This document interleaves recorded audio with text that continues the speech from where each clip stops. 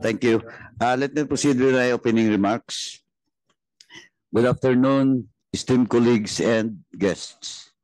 During a last hearing, the two committees addressed several issues surrounding the ongoing investigations into the illegal disbursement of public funds by the provincial government of Cagayan during the May 2022 elections.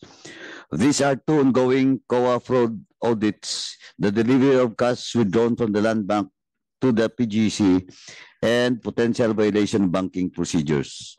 First, with regard to the Commission on Audits, fraud audits, we highlighted delays in completing both the Bombo Radio contract fraud audit and the broader fraud audit on illegal disbursements during the election period. We must emphasize the need for COA to submit these reports in a timely manner to meet the committee's deadlines. The timely submission of these reports is essential to prevent any perception that the audit process is being unduly delayed or influenced. The period for filing certificates of candidacy is just around the corner, and it is important that the public does not perceive these audits as being politically motivated. If these reports are not submitted on time, it could create doubts about the integrity of the process, undermining trust in the system and potentially allowing those responsible to escape accountability. Thus, we strongly urge COA to fast-track the completion of these audits to ensure the findings can be acted upon promptly and prevent any misrepresentation by the public. Next, the committee's focus on Land Bank of the Philippines procedures, particularly regarding the roles of ATM tellers and regular bank tellers in handling cash deliveries and check encashments. We uncovered inconsistencies in the land bank cash delivery practices, especially in relation to the disburse made by several employees of the provincial government of Cagayan. Additional concerns were raised about the false information provided regarding the employment status of Mr. Forto and Mr. Corpus, who were laterally transferred to the Bangko Sentral ng Pilipinas rather than having resigned as initially claimed by the Land Bank.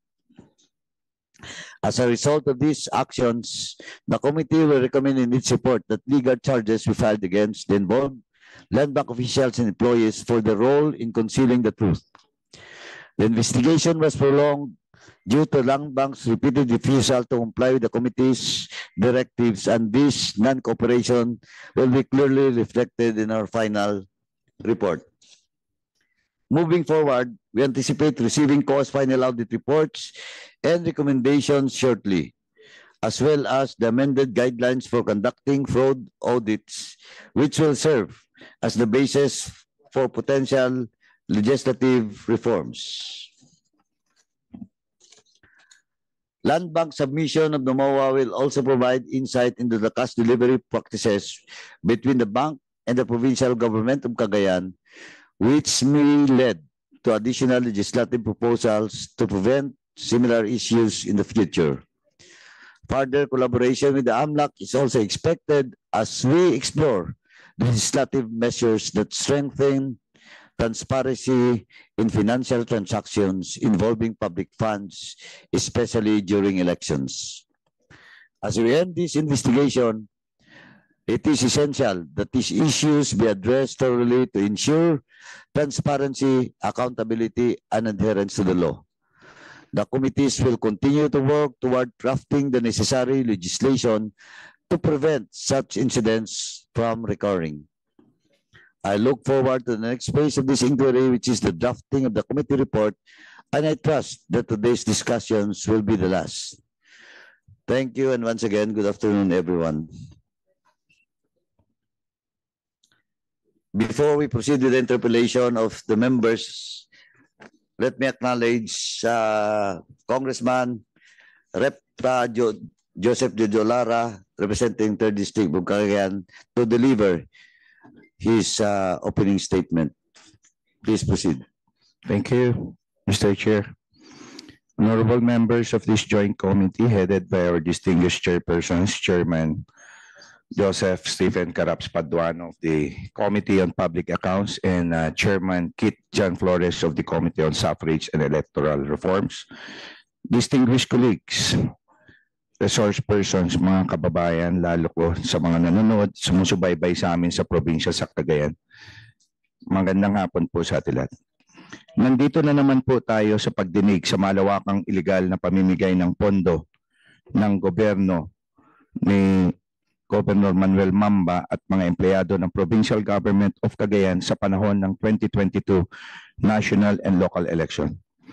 Dalangin ko na sana ito na ang huli at hiniling ko, Mr. Chair, and my dear colleagues, natapusin na po natin despite there are other matters and concerns which remain unfinished, so we can now pursue much needed legislations proposed for the formulation of important policies to deter or prevent this illegal disbursement and expenditure of gargantuan public funds during the election from happening again, not only in the province of Cagayan, but in the whole country. Especially now that we are about to start our election process once again on October 1 on the filing of our COCs.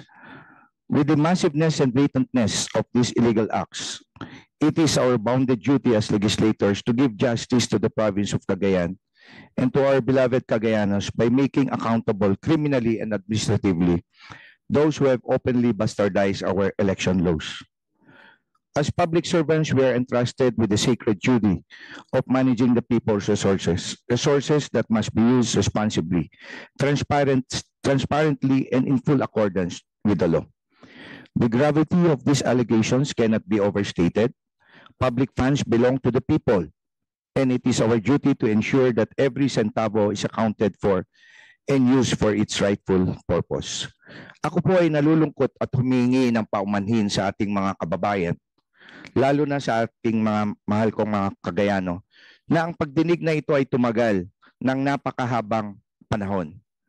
Batid po natin na tahasang pinipigilan ni Governor Mamba ang pagkikipag-cooperate ng mga kawani ng Provincial Government of Cagayan, pati na ang paglabas ng mga dokumentong kinakailangan upang patunayan ang mga irregularidad sa paggamit ng public funds.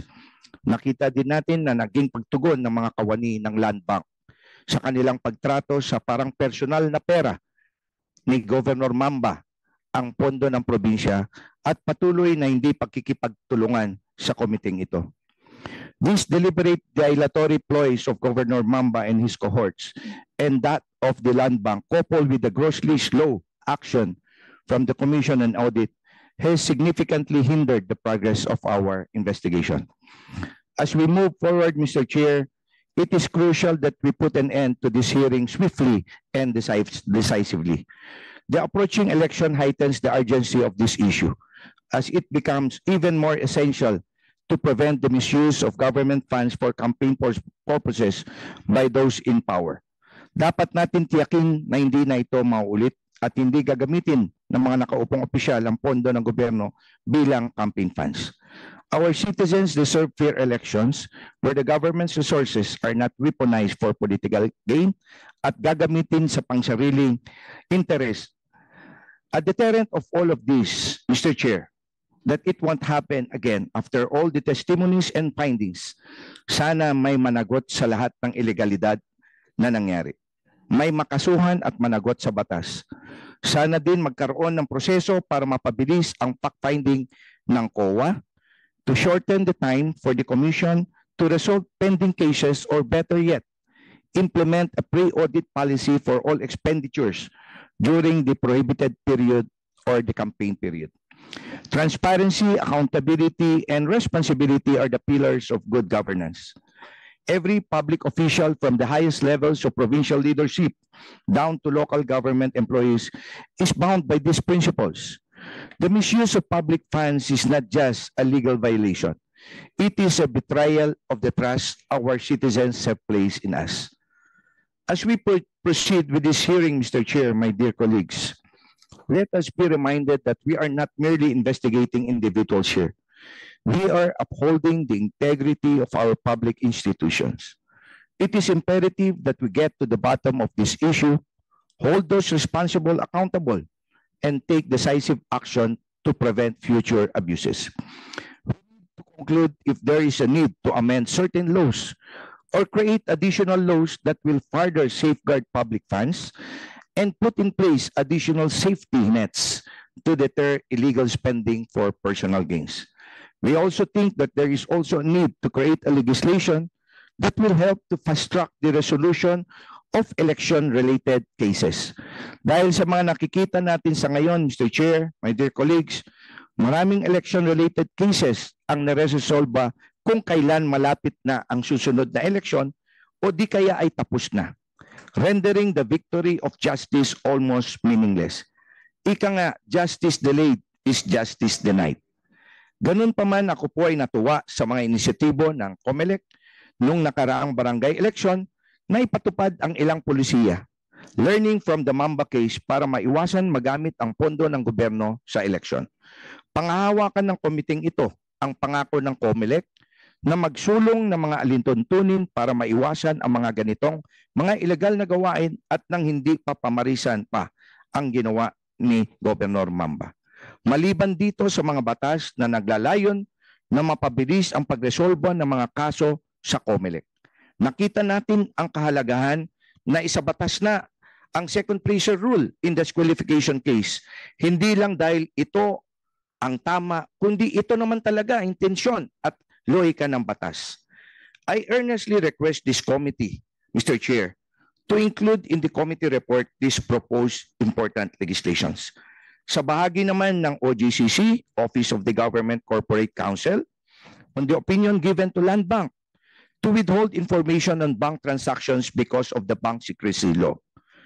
I urge the committee to come up with clear and appropriate legislation that clearly states that deposit on public funds should be exempt from the bank deposit law, sapagkat ito po ay pera ng taong bayan at hindi pera ng mga nanunungkulan sa politika.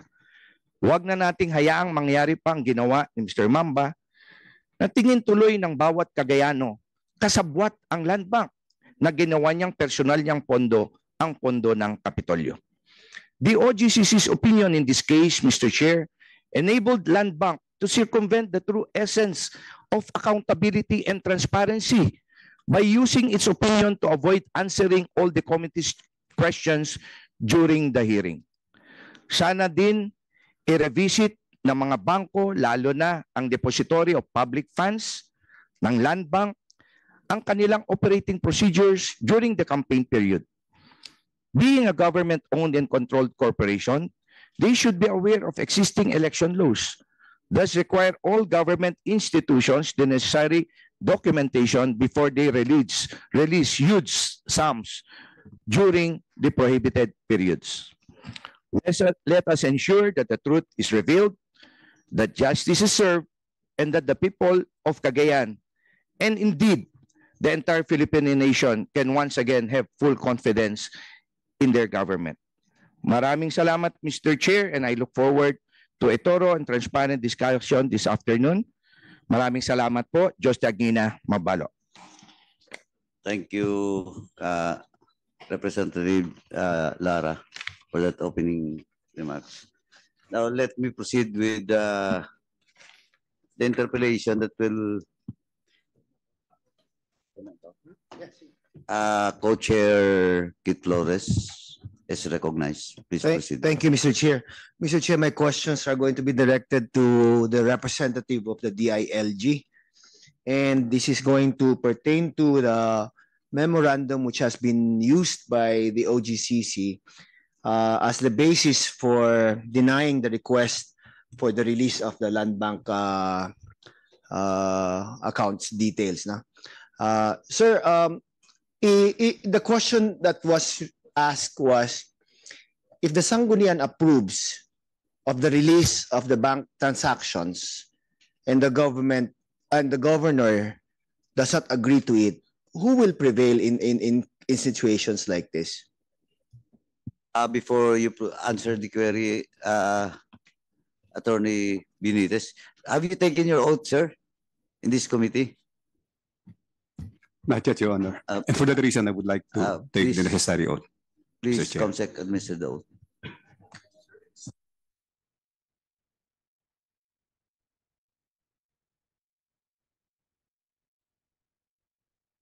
Thank you, Attorney.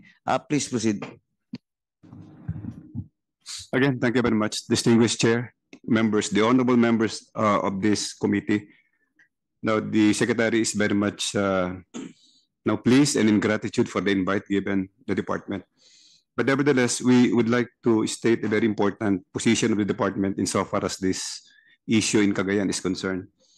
Now, I think everything emanated from the legality of an action coming from the Sanggunian that should have been encapsulated in a different perspective or in a different manner by which the provisions of the local government code has provided for that particular relationship. Now, the point is, now we always consider the local chief executive as the representative of the LGU when it comes to business transaction. If I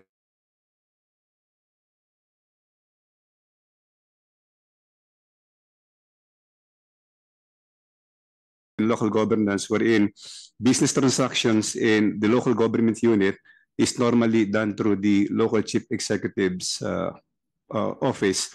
And when it comes to this business transaction in representation of the LGU, then the corresponding imprimatur or the corresponding consent or authorization coming from the Sanggunian is also made a condition requirement, a conditional requirement under the local government code. Now, this is provided in section 22 of Republic Act 7160.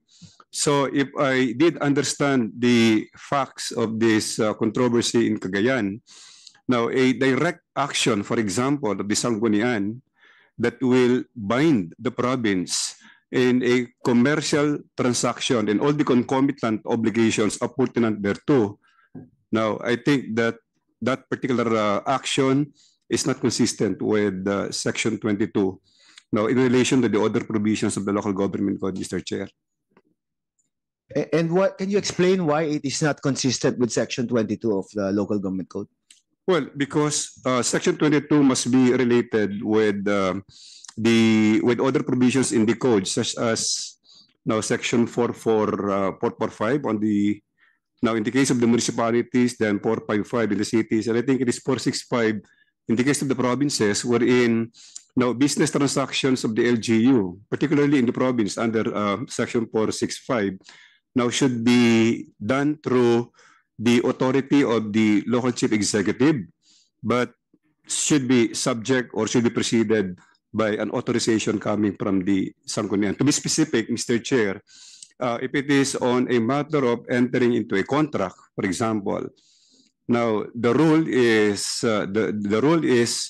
now that particular contract should be entered into with prior authorization coming from the Sanggunian. So entering into a contract is a form of business transaction. It is an act that will bind the local government unit wherein the local chief executive is the official representative.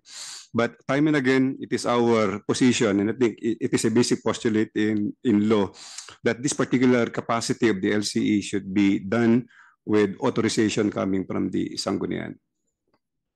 So, sir, if I try to put it, I try to simplify it by saying, can the governor on his own open a bank account without authorization from the Sanggunian? Well, if that would entail opening or signing an agreement or negotiating, then the answer is no, because we have to abide by section 22. Okay, so can the Sanggunian on its own authorize the release of the details of the bank transactions without the consent of the governor? Well, that consent can be articulated in a law, in a collective action, which we normally denominate as an ordinance. Or now, if that ordinance, for example, has given authorization to the local chief executive, then I think that is already in itself a way of recognizing the legitimacy of the local chief executive's action or act of consummating or entering into an agreement, such as making a deposit or engaging in a simple deposit or mutuum, Mr. Chair. What if, such as this particular case, it was a resolution issued by the Sanggunian requesting or authorizing the bank to release such details?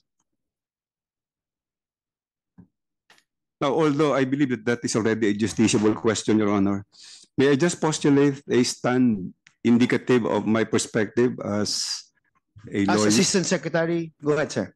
As a lawyer, And as a lawyer, yes, sir. all right, following the dictum of the Local Government Code, then I don't think that the Sanggunian represent or should represent the LGU in business transactions, like, for example, in an engagement wherein it will authorize the land bank to release certain documents that could somehow affect the provincial government. So simply put, sir, it requires both to agree.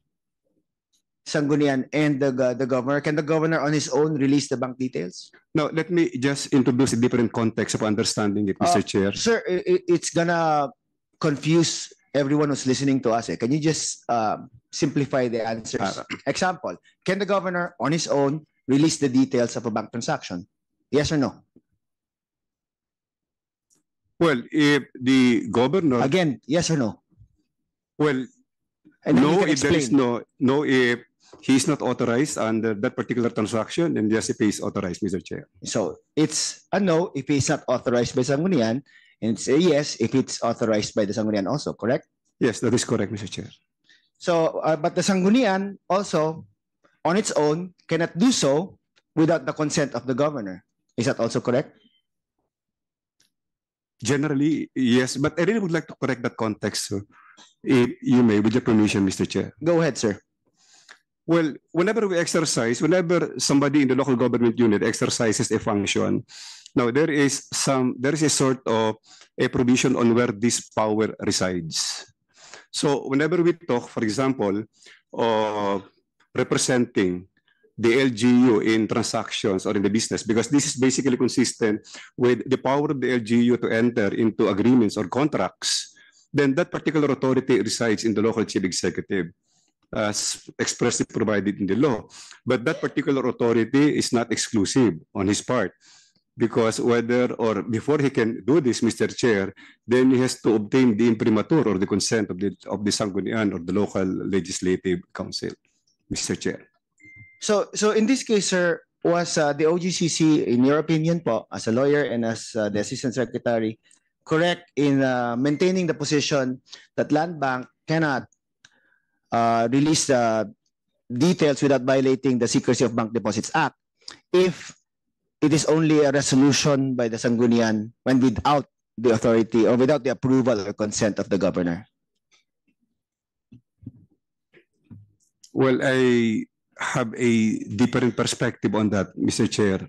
How so, sir? What's the different perspective that Well, I always believe that the Sanggunian does not enjoy the power of directly transacting or entering into an agreement or into committing the LGU into a commercial transaction with any entity for that matter, because it does not have the power basically under the law it does not have the power to what, sir? Sorry. to enter into an agreement, to sign. Is releasing the bank details entering to a commercial agreement? Well, It is not.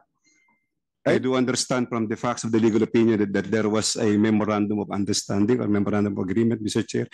Anyway, you can correct me on this, because if there is a MOA or if there is an MOU, then that is already in the nature of a transaction, Mr. Chair. No MOU. They just authorized the Land Bank to release it before this committee. The transactions of that account of the province. I still maintain, Mr. Chair, that that is not within the enumerated functions or powers of the Sanggunian. Now, neither is that included in the catena of powers that are allowed to be exercised by the highest administrative officer of the Sanggunian, who is the presiding officer or the vice governor, Mr. Chair. But if you say that, I'm sorry, this is getting to be more, but I just want to be clear on it. Kasi on his own, the governor cannot do so, right? Tama po ba? Kung ang governor lang, without the authority from the Sanggunian, cannot release the bank details also. Correct? Yes, subject to that position that I have stated earlier, Kaya Mr. nga, Chair. without the authority given to him. Yes, Mr. Chair. Yes. And the Sanggunian on their own also cannot do so without the consent of the governor. Is that also incorrect? Let me just correct the context. The Sanggunian cannot do so because it does not have the power. It doesn't have the power. Yet it has the power to authorize the governor to enter into to transactions like opening a bank account. Yes, that is correct, Mr. Chair. So wouldn't that also be within their powers? Kasi sila na nga nag-authorize the governor to open the bank account. Why can't they authorize the governor to reveal the bank details? Then authorizing the governor to release or disclose the bank details personally, I think, is the different. bank to release the bank details. Now, if it is goes through the governor, then I think that is very much valid. It is legally plausible. But if it is a direct command or a countermand to the LBP or the Land Bank of the Philippines to disclose that information, I don't think that that particular power sits well with the Sanggunian or the Sangguniang Panlalawigan. Can the governor on his own oppose the resolution passed by majority of the members of the board? A resolution in general, Mr. Yes, Chair? sir. Well, I don't think so because a resolution is a mere sentiment. It is an expression or a sentiment on the part of the Sanggunian. If we are going to consider or discuss the legislative output of the Sanggunian, a resolution basically is something that the members of the Sanggunian now express by way of sentiment or postulating an opinion or a stand, Mr. Okay, Chair. the authority given to the governor to open a bank account, is it through a resolution? Yes, Mr. Chair. Then shouldn't it also be a resolution authorizing him to disclose these details? Because you're saying na it's just a sentiment. It is the same sentiments that authorized him to open a bank account. Tama po ba? Yes, Mr. So why Chair. can't it be the same way to authorize him to reveal the bank details? Well, because that is not given as an authority or a function to the Sanggunian. Again, let me just state a basic point in local governance, Mr. Chair. Now, we observe the rule on strictissimi juris when it comes to the local government code. Because whenever we talk of the powers of the Sanggunian, now these powers are to be understood in the strict sense. That is why the local government code is very particular on the matter of ultra vires and intra vires. Now, precisely because the Sanggunian cannot just exercise powers that are not extant under the law, considering that the Sanggunian is a mere creature of Congress and it has to observe what are those powers given unto them by law. Now, it cannot be reversed, Mr. Chair. Kaya nga, parang nahihirapan ako to understand po, Assistant Secretary, on why they could authorize the governor to open the bank accounts and not authorize the governor to release the bank details. Parang hindi ko makonek na if that power is for them to authorize the governor to enter into commercial transactions, including the opening of a bank account, why can't they also, through the same power? All right. Again, allow me, Mr. Chair, to state once more the provision of the local government code vis-a-vis the power of the local government units to enter into contracts. Now, the authority to enter into contracts prescinded from Section 22. This is part of the corporate powers of the LGUs or the local government unit. And central to this provision is the authority given to the local chief executive. Now, You already said that, sir. Ang akin kasi, sinabi mo rin kanina, tinanong ko Yes, sir. can the governor on his own release it? You also said no, without the resolution of the Sanggunian. And Yes, when I sir. said that the Sanggunian asked the governor to release it, he said no, because it's not the part of the powers. So I'm confused po. The governor can, if he has the resolution of the Sanggunian, but the Sanggunian cannot ask the governor to release it. So Mr. Chair, it doesn't work the other way around. No, Mr. Chair, it's not actually a question of working the other way around. It is a matter of granting which authority or what kind of authority is to be granted in favor of the local chief executive. Now, we are talking here of entering into contracts, in particular in Section 22. Now, whenever the local chief executive is given that authority to enter into a contract, then that particular option or authority should be preceded by an authorization coming from the Sanggunian. So when the Sanggunian opted, for example, now to have or to allow the governor to open a bank account with any banking institution, now that is in effect now would result into a consummation or negotiating an agreement or entering into a contract.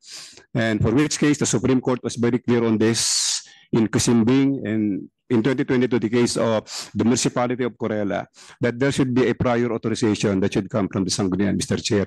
So it will be totally a different story Now, if you are talking of the Sanggunian directly, or the Sanggunian now directing the local chief executive to release or to disclose. Now, these are two different things.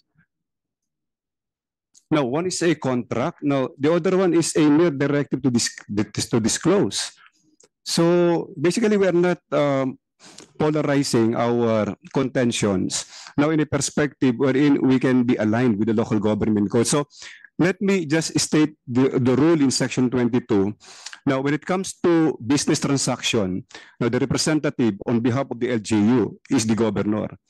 Now, for transactions such as signing agreements or contracts, now signing documents as required by law, then the law further mandates that there should be a prior authorization emanating or coming from the Sanggunian.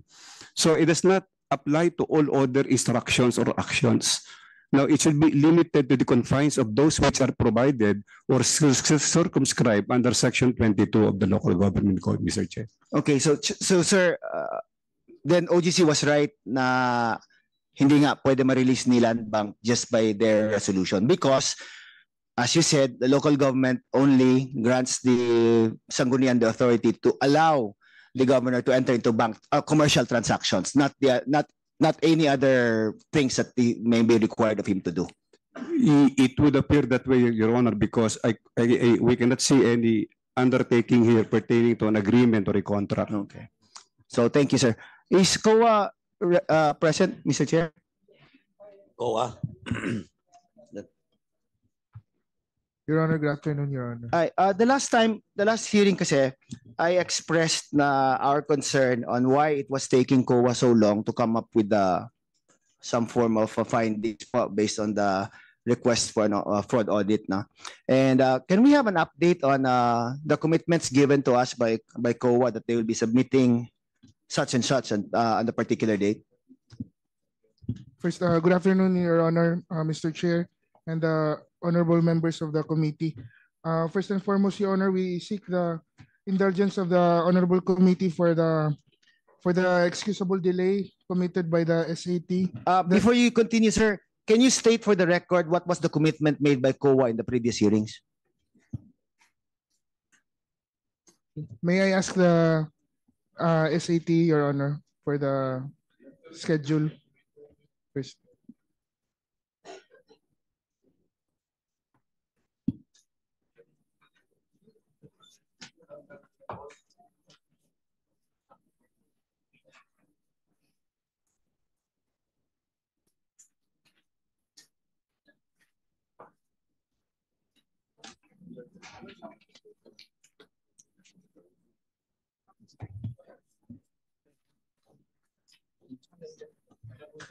Your Honor, according to our records, the SAT committed to submit their fraud audit report on August 20 and for the Bombo Radio audit, and September 15 for the financial assistance audit, Your Honor. Okay, now, and what is the status of these things that you committed to submit August 20 and September 15? I think that is why we scheduled this hearing on September 16, precisely because it was a day after that you were supposed to be submitting some form of updates. Yes, Your Honor. As of now, Your Honor, the draft fraud audit report of the Bombo audit, Bombo Radio audit, Your Honor, was already submitted for review. Last September 13. The draft fraud audit report, Your Honor, of the Bombo Radio audit. Well, the financial assistance audit, the SAT is still awaiting for the comments of the provincial government of Cagayan, considering that they requested for an extension of their submission of the comments, which is due today, actually. They requested for extension, and our office granted for a 5-day extension, so they will be submitting their comments on September 23. Okay, now let me explain why we have been harping on this issue now. Because una, we don't want to delay it any further. No, we don't want to call for more hearings like this, and while we're waiting for the COA audit report, because this will really be the ultimate findings that we need to come up with a committee report. And we also want it before the filing of the certificate of candidacy because we don't want to put any political color to any of the committee reports that we will be coming out with. And that's why we asked for a commitment on the part of COA as to when they could submit this para matapos na rin natin tong ano. I mean, you've been coming back here for several times na po and we don't want to keep siguro asking people to come back eh. And that is why we asked for a commitment on the part of COA. And that commitment was given that it will be submitted at particular dates in which none have reached this committee yet. Now, so I hope you understand our frustration also, COA rep. No? Kasi tumatagal lalo tong hearing na to. Eh. It should have been wrapped up a long time ago. No? So, what would you suggest that we do? No? COA? Your Honor, again, we seek the indulgence for our excusable delay, Your Honor. However, since the Bombo Radio audit is already in its final stage, Your Honor, the draft report is undergoing review. May we ask the Honorable Committee to compel the PGC to submit their comments as soon as possible, Your Honor, with regard to the financial assistance audit? Since that is the document that the SAT, Your Honor. Again, no? Let me repeat this. I said this before. You know, the issues here, there are no contestable issues. Eh. They admitted everything. They admitted that they released this amount. They admitted that there was no exemption given by COMELEC. They admitted that several members of the provincial government employees were assigned to distribute the funds. Ano pang kailangan yung what else do you need? Why would it? I understand also the observance of due process and the periods that you have to comply with. But ang tagal. Sobrang tagal talaga.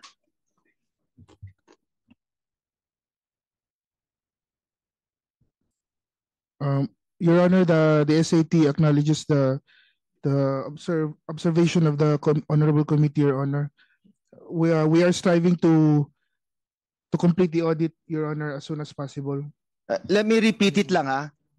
The provincial government did not contest the allegations that they released this amount.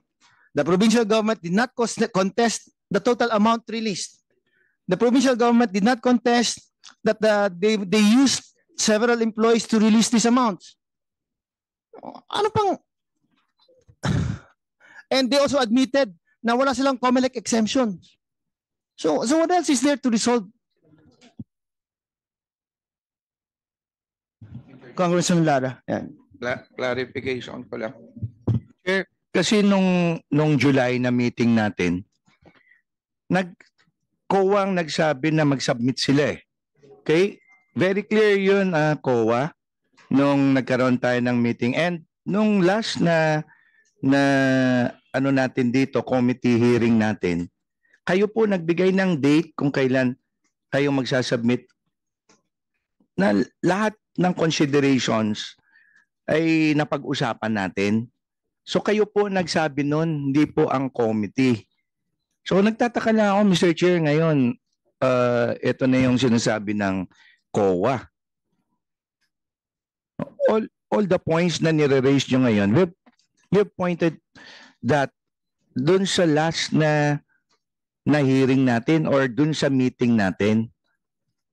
So hindi po ako makapaniwala, Mr. Chair, ngayon na biglang irarason nila bakit sila nagsabi na August 20. Kayo na nga nagsabi nun. And of course, yung pangalawa, yung sa Bombo, yung August 20. At yung pangalawa is September 15. So siguro maliwanag naman po yun na nasabi nyo. Yun lang, Mr. Chair. Thank you, Congressman Lara. COA, what are the next steps that we will be waiting for? Your Honor, for the Bombo Radio audit, we will be waiting for the approval of the fraud audit report, Your Honor. From now, Your Honor, onwards, we will be awaiting for the reviewing authority. our reviewing authority, Your Honor. As to the fraud audit report, Your Honor, we are awaiting for the comments of the provincial government of Cagayan for their comments. The deadline is supposed to be today. Yes, Your Honor, but they requested for extension How many times have they requested for an extension? only once, Your Honor. But Only once. we have given them 5 days, which will be due on September 23. September 23. After Okay. that, Your Honor, the fraud audit report will be submitted for review. And then it will be submitted for review pa. Yes, Your Honor. Okay. So, well, anyway, wala tayong magawa. Ganyan talaga. Wow, yeah. It's a budget season, di ba? So, anyway, I'm sure sawang-sawa na rin kayo sa mga pagmumukha namin. No? Like, but it's something na it's crucial po kasi for us to reach a conclusion on these things and for us to come up with legislation to correct whatever it is na kulang sa current legislation natin, no?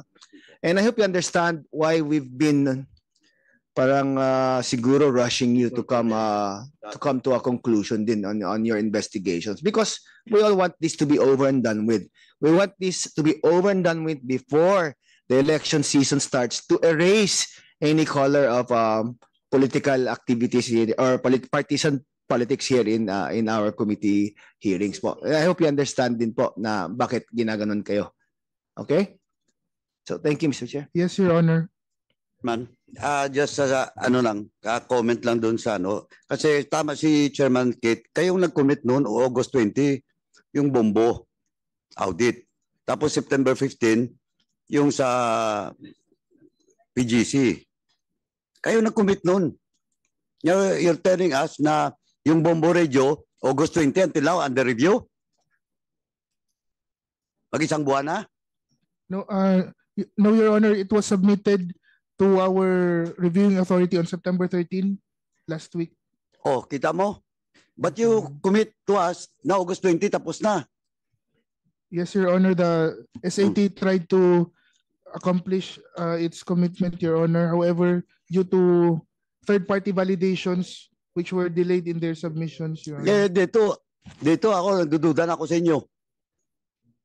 Kasi may get ng isang taon na to.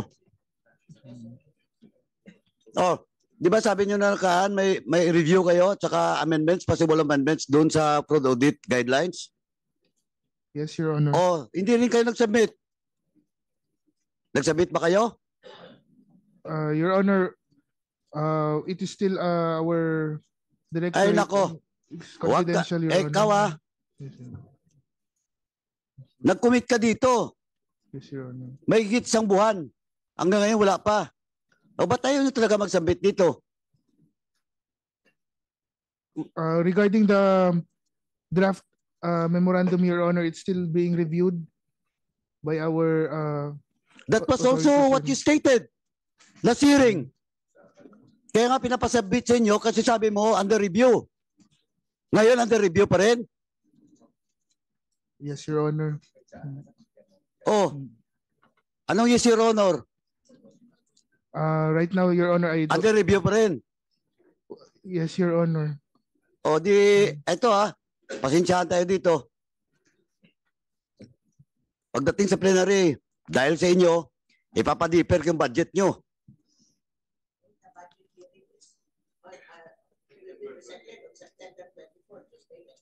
O, Tuesday next week daw, sabi ni Gob. Papadiper ko budget nyo pag hindi nyo nasabit. Tingnan natin. Ayun yung gustong language na gusto nyo. O, di sige. Nag-commit kayo August 20. Tapos ngayon, under review. Tapos, yung PGC, binigyan nyo ng 5 days. Tapos yung guidelines na hiningi namin, amended guidelines, wala. Nag-commit din kayo.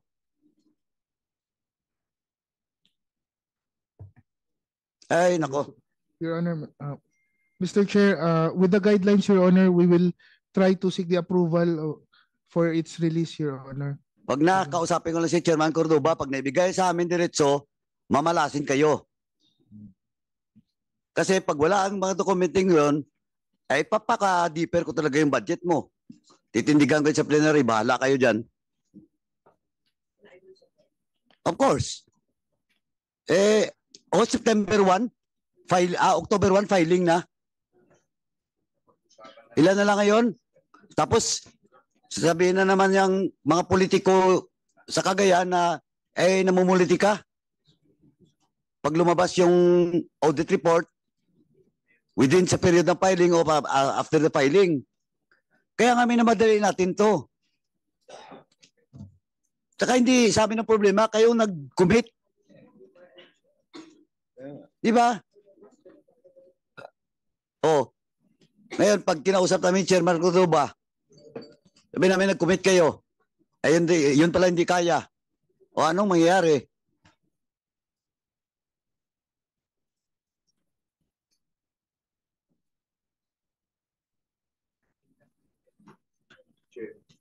Yes, Congressman Lara. Actually, Chair, nung meeting, very lenient ang committee natin. Of course, nung nag-meeting tayo with the COA, kayo mismo present doon, di ba? Lahat ng mga factors that will cause the delay, pinag-usapan na natin. At kayo mismo ang nagsasabi ng mga dates, number of days, kung kailan nyo ilalabas. Wala naman kaming kinalaman lahat doon sa mga dates eh. All the dates are provided by you in consideration sa lahat ng mga pwedeng sirkumstansya na madidelay, Mr. Chair. No? Kasi napag-usapan natin na wag natin paabutan ito sa filing kasi ang mangyayari na dito, baka sasabihin, political na tayo. Okay? Kasi siguro maintindihan mo, nangyari lahat ito 2022 election. Kaya nga, kayo na mismo, hinayaan namin kayo na kayo mismo ang mag-commit ng mga dates ayon sa proseso ninyo. Ang problema pa ngayon, no? Kayo nagsabi ng date, may binabanggit ka na naman rason o bago ka pumunta dito, nag-verify ka ba doon sa sinasabi mo? Kung anong status? Kasi parang pinapasa mo na eh. Doon sa kung saan mo man iniwan yung report na yan. Di ba? Kasi parang pinapalabas mo dito sa committee, Mr. Chair, na it is beyond their control itong situation na ito, when in fact, they were the ones who provided the days. Very clear yun. Tama o mali ako dito, COA? Yes, Your Honor. You are correct, Your Honor. So anong gagawin natin ngayon? Dahil yung mga binanggit nyo, hindi naman kayo tumupad doon sa pinag-usapan natin na commitment ninyo. No, kasi very vital ito. Kasi kung nakikinig ka kanina, COA, hanggat pwede, ite-terminate na sana natin ito. No, kasi napakatagal na itong hearing natin at very crucial yung mga reports ninyo. Kasi we will file the necessary charges if needed. And on the basis of your findings, we will file the necessary legislation. Diba? Yun naman yung purpose natin dito. Tama ba yun, COA? Yes, Your Honor. We understand the situation, Your Honor. So ngayon, ano na ang kwan natin? Mr. Chair, thank you. Thank you, Congressman Lara. Just to put it into context, kailan nag-request ng special fund audit for this particular matter? Baka sabihin nila last June lang, di ba? So, para alam din ng tao kung kailan yun. September pa. Your Honor, from our records, we received the office order, Your Honor, is dated September 13, 2023. So September last year pa po, Yes, di ba? So di ba? And again, we reiterate our frustrations na it takes that long to last year, no, to have the output, no, expected from these are acts complained of that took place in elections of 2022 pa. Di ba? Mag-elections na naman, hindi pa resolved. And we want some kind of closure to this, no? Not only as a closure of the complaints, but also to ensure that this act will not be repeated by any other local government unit. Hindi lang po Cagayan. Oo. That is one of the things that we're after for, no? Para at least we could set a precedent na if you violate the laws, then there will be some form of accountability, di ba?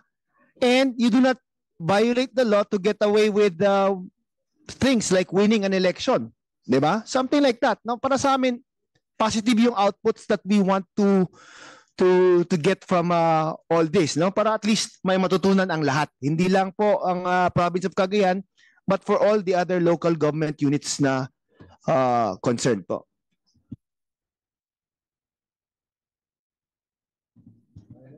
Kong Akop? Mr. Chair. Chair? Yeah.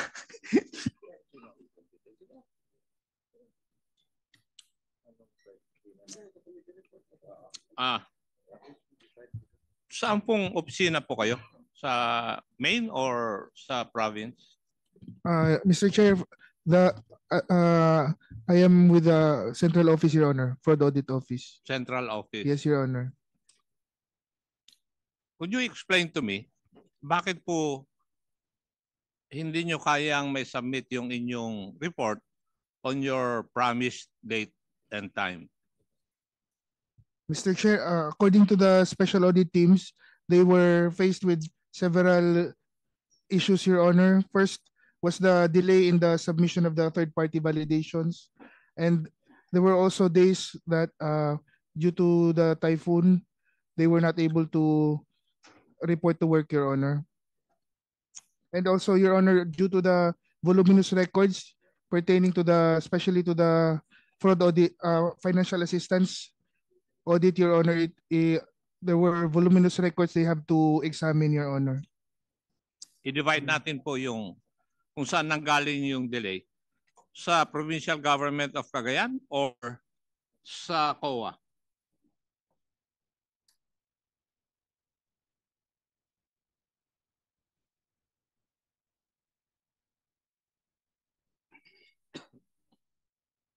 Saan nanggagaling ang delay? Sa Provincial Government of Cagayan because of their compliances or galing sa COA mismo sa ayaw ninyong gumalaw?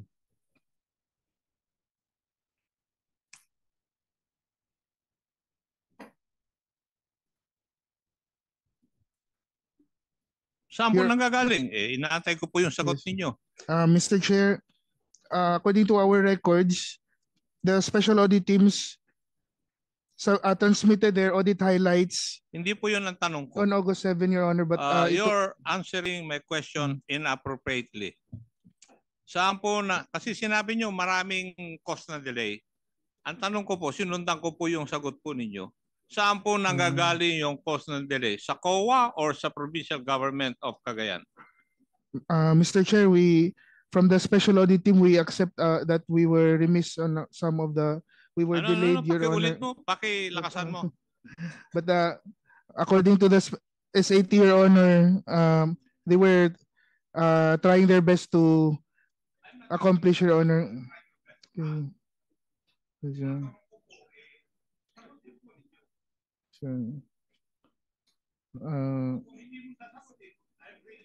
Section 11 of our rules. And you know what that is? It's the power of contempt. Hindi po ako nagbibiro. Kasi kanina ko pa naririnig yung mga tanong ng mga kasamahan ko eh.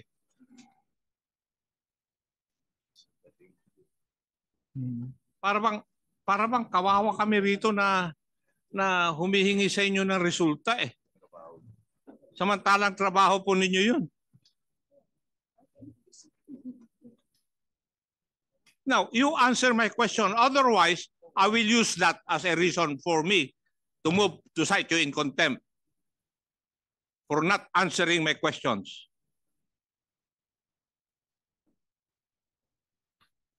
Your Honor, according to the SAT, Your Honor, it was due to several factors, Your Honor. Sinabi mo na yan kanina. Now, which which factors belong to the provincial government of Cagayan and which factors belong to your office? Yun lang po ang katanungan ko eh. Sagutin nyo lang po. Di ba? Yes, Bakit Yes, Your hindi nyo Honor. masabi kung meron kayong diferensya? Napakahirap bang tanggapin na kayo po ay may mali? O may pagkukulang? we accept that. Hindi sabihin po ninyo Yes, in Your public Honor. para malaman Yeah. ng tao. Kasi parang kami patuloy ang nagkukulang eh. COA, please answer directly the query of Chairman Yes, Akop. Yes, Mr. Chair, we accept that maybe the SAT was part of the delay, Your Honor. So kasama po kayo doon sa delay. Yes, Your Honor. Ngayon, sinabi po nyo kanina na yung provincial government of Cagayan ay hindi po nagsasubmit on time ng mga requirements po ninyo. Yes, Your Honor. Ibig nyo sabihin yung provincial government of Cagayan hindi po takot sa COA. Samantalang kami rito takot na takot pag inimbestigahan ninyo eh. Sige nga. Sagutin nyo po ako. Eh kung binibigyan nyo kami ng notice para mag-explain, nag-i-explain po kami kaagad eh. Why is it that you cannot force the provincial government of Cagayan to submit your required documents? COA, please answer the query. Your Honor, may I request for the team leader to directly answer your question, Your Honor?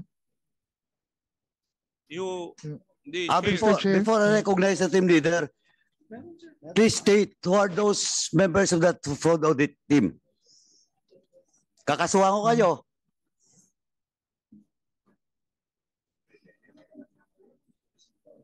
Pag-state, sino-sino yon? Your Honor, from our office You're the order- most senior? Yes, Your Honor, the team supervisor is Auditor Reyna Afos, Your Honor. Reyna Acos, then the members. The members are Team Leader Realin Mauricio, Your Honor, and co-TL is Deborah Araujo, Your Honor, and several team members, Your Who Honor. are those several team members? From the team members, Your Honor, we have Joannes Taginod, Elaine Pascual, Marvin De Guzman, Emily Pajarillo, Angel Rose De La Cruz, and Ariane Velasquez, Your Honor. This is the office order, Your Honor, for the financial assistance. Oh, Audit, yung sa Your Honor. bombo. For the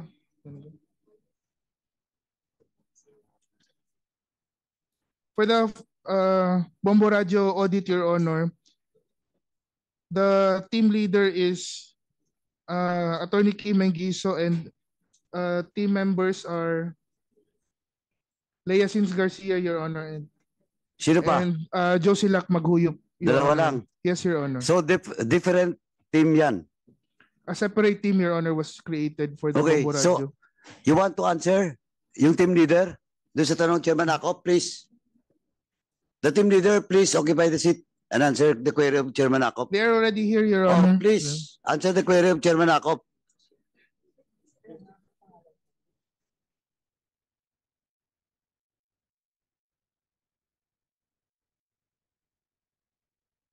Oh, ba't nagtuturuan kayo? Dalawa kayong team leader?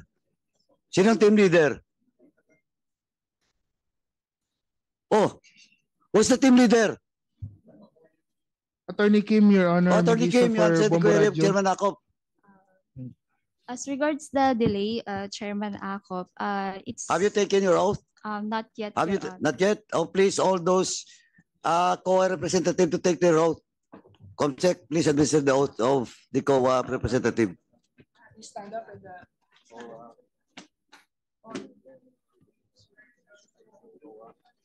For this committee, so help you God.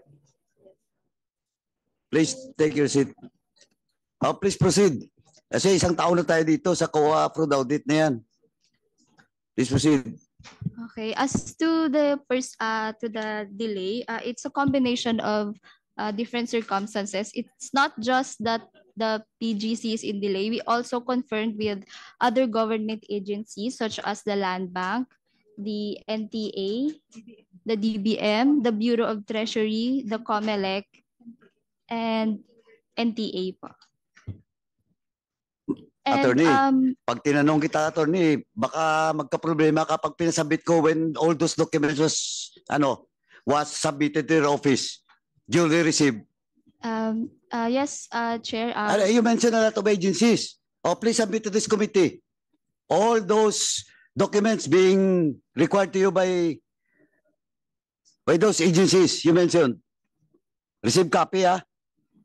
Huwag na tayo dito. Kanina may bagyo pa kayo. Eh, hindi naman araw-araw bumabagyo, hindi buwan-buwan bumabagyo. Di ba? One of your reasons that was stated by your senior officer dahil sa bagyo. Oh, can you submit that? Oh, Miss Attorney.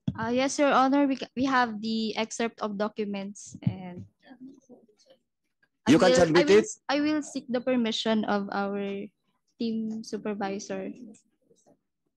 Ay, hindi.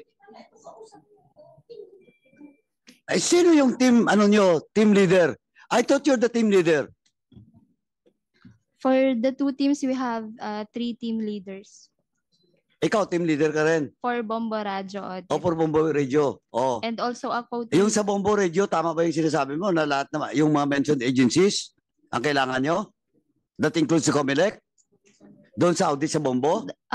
No, Your Honor, that's for the financial Oh, why audit. you are answering for on behalf of the PGC audit? I am sa also, Bombo ka lang naman. Yes, Your Honor. Oh, you should not answer that. I am also a co-team leader of the financial team leader audit ka rin. team. Yes. Oh, so you can submit those documents. Mr. Chair, as of now, Your Honor, since the fraud audit report is not yet final, we cannot submit the audit working papers, Your sorry. Honor. But you mentioned na yun yung reason. Now, you submit it to the committee.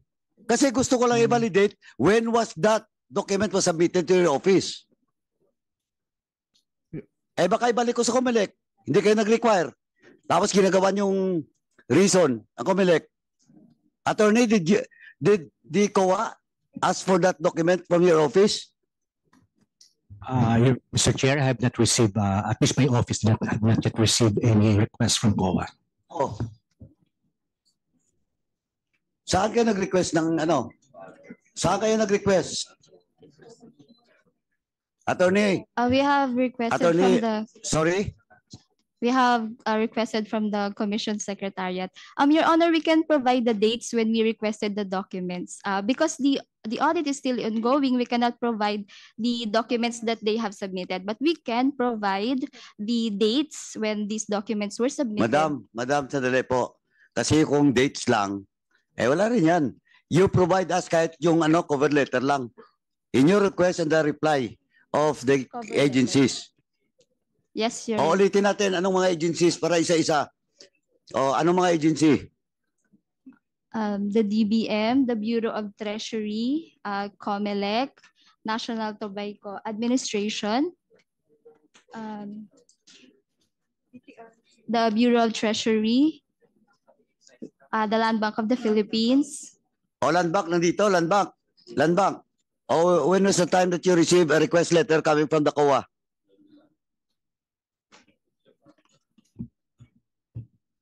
Good afternoon, Mr. Chair. Sir, I'm sorry, the present manager of Land Bank Capital Branch is not around. I'm a Oh, why retired. is not around? I understand my excuse letter po, sir.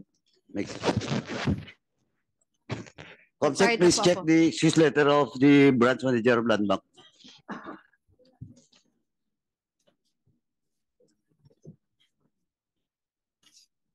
O prior engagement. So for the past 1 month, kasi natapos tayo August 6 ata. Ngayon, September 16. O mag-isang buwan. Tapos nagkataon na may schedule siya. Hindi ko ito tatapusin. Ipapadrop ko lang yung committee report. Mag-hearing tayo ulit. Mr. Chairman, sandali po. A show cause order should be issued to the branch manager of the Land Bank. So move. Chairman. Mr. Chair. Yes. Yes. Ikaw.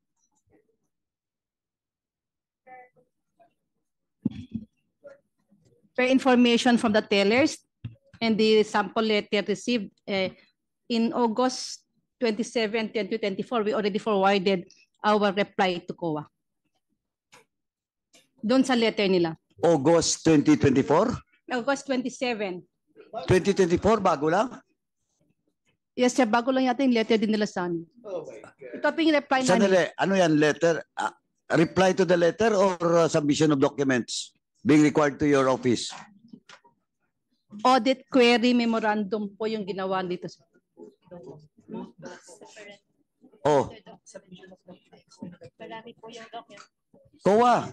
Oh, patawa-tawa ka dyan, attorney. August 27 daw. Audit query pa lang. Addition lang, interjection lang, Mr. Chair. Please proceed. That is what, you know why it's an issue for us, because COA, let me get this clear, COA committed to give us a copy of the report on August 20, 2024. Yet August 27, wala pa pala yung documents galing from Land Bank na nire-request nyo. How can you commit to submit to us a report if at that time, hindi nyo pa natanong si Land Bank sa documents that you wanted from them eh? Who made that commitment to us last meeting? Ikaw yung ma'am, di ba? What's your name again? I'm sorry. Reyna Afos, Your Honor. Yes, ma'am. I remember that you made that commitment the last hearing that we had. And I'm making it an issue because how could you have made a commitment na hindi pa pala na-request si Land Bank ng documents about the issues that you're investigating, di ba? How can you complete an audit if wala pa sa inyo yung dokumento na yun? Hindi nyo pa na pala nahingi from Land Bank, di ba? And you made that commitment before this committee po. That is why for me it is an issue.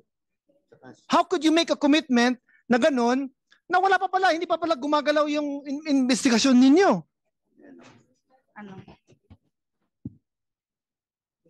Thank you, Chairman. Anyway, before we proceed, let me acknowledge the presence of the guest of DSG Soponias Gabonada Jr., si Sir Punyong from the UP NCPAG. Nandito po sila, nag-observe.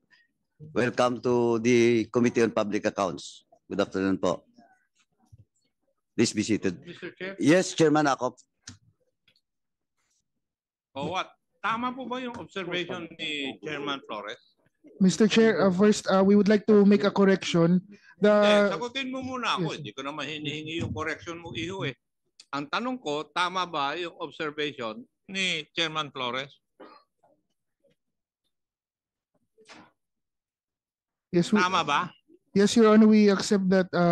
Yes or no? Yes, Your Honor. Yes. Alam mo,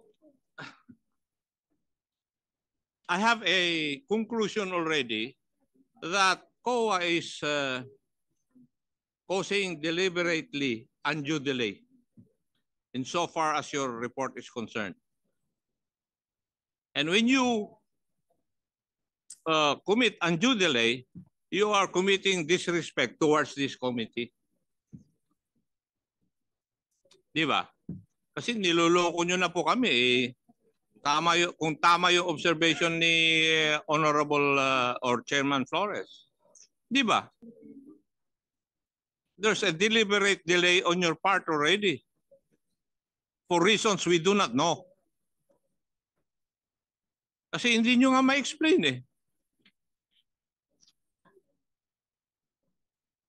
Tama? Yes, Your Honor. Huh? Yes, Your Honor. Yes, tama. There's a deliberate delay insofar as the submission of your audit report is concerned. Your Honor, the SAT was not consciously deliberate, Your Honor, because maybe. Lapit yung mikropono. Your Honor, the SAT did not deliberately make cause the delay, Your Honor, maybe due to the confluence of events, Your Honor, and submission of documents. That's why we would like to make a correction, Your Honor, that the resource person from Land Bank may be pertaining to a different document because the SAT did not submit an audit query, Your Honor.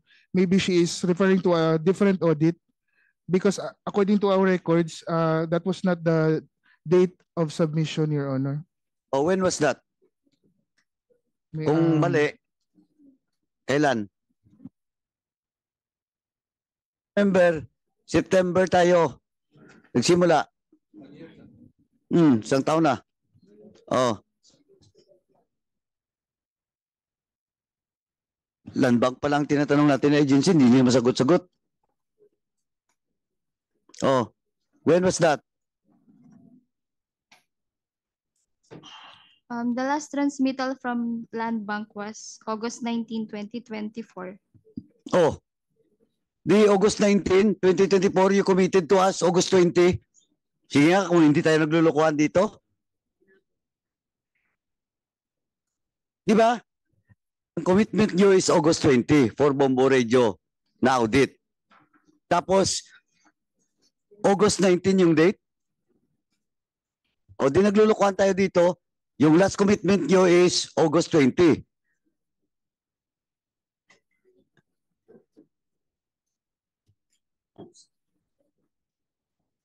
Oh, what can you say?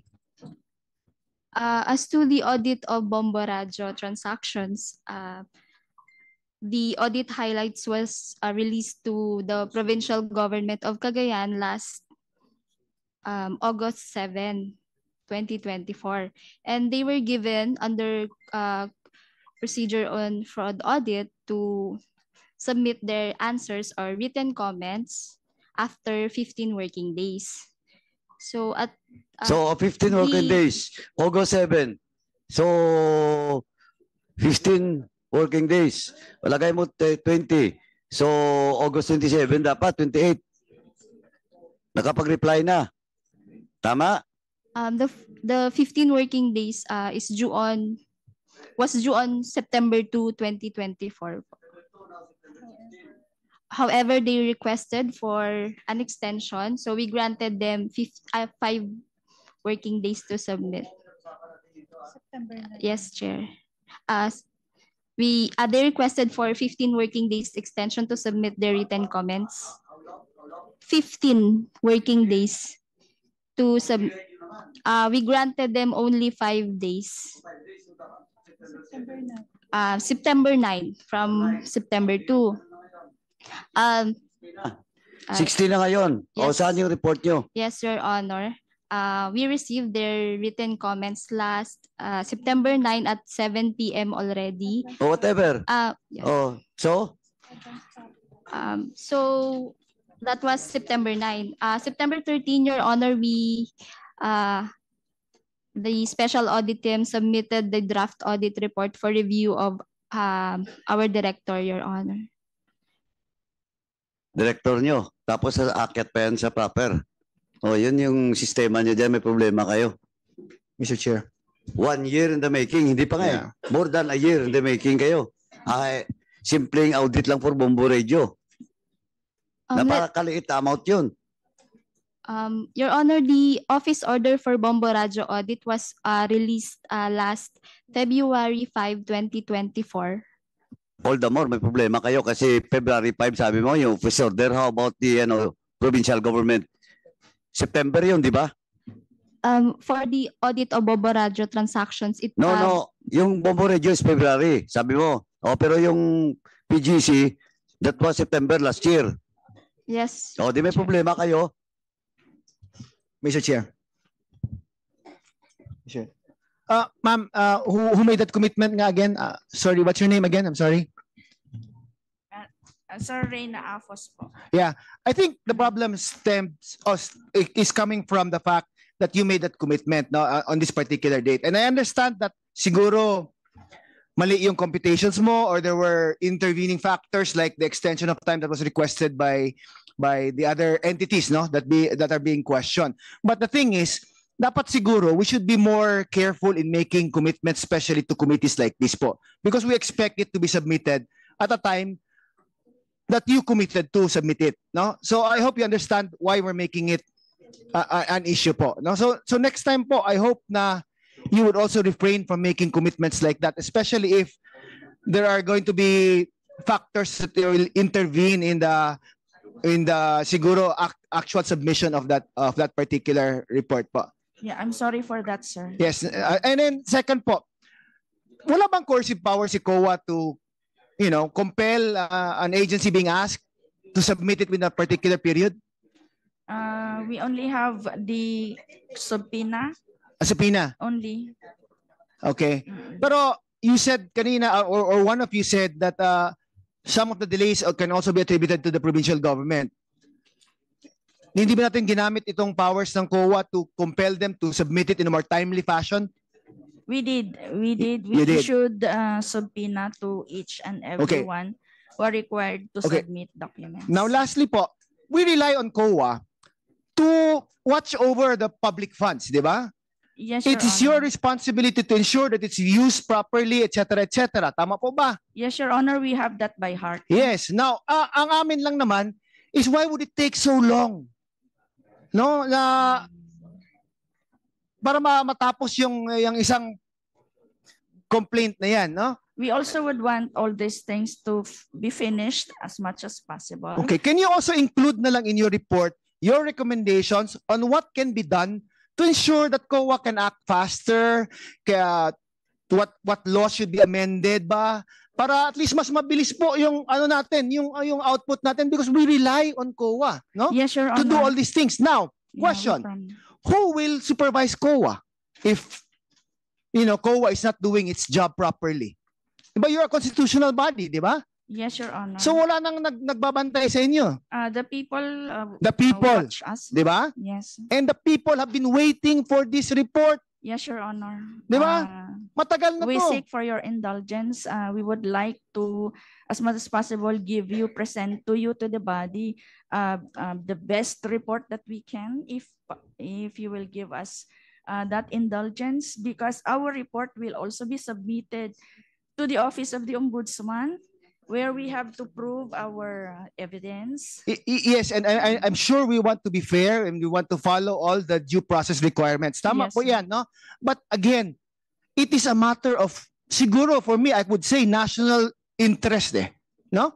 Na no other local government units can abuse, no, the people's money for election purposes in the next elections and the coming elections pa po. That's why minamadali namin to Kasi ayaw namin na mangyari ulit in any other government, any local government unit ang nangyari sa probinsya po ng Cagayan. Yes, we have that by heart also, sir. Same request is also going to COMELEC, because until now there are still pending cases with COMELEC arising from 2022 cases po, no? So you're both constitutional bodies and no one is actually parang forcing you to come up with resolutions as fast as possible para ma-avoid po yung repetition of acts like this po. Yes. Both Yes, Your COA Honor. and COMELEC po. Yes, Your Honor. We will propose the suggested amendments to our rules, especially the Please do shortening, po, please do, kasi the shortening of times. we want to ensure na it's not only fair but it's also speedy po. Yes, Your Honor. Thank you.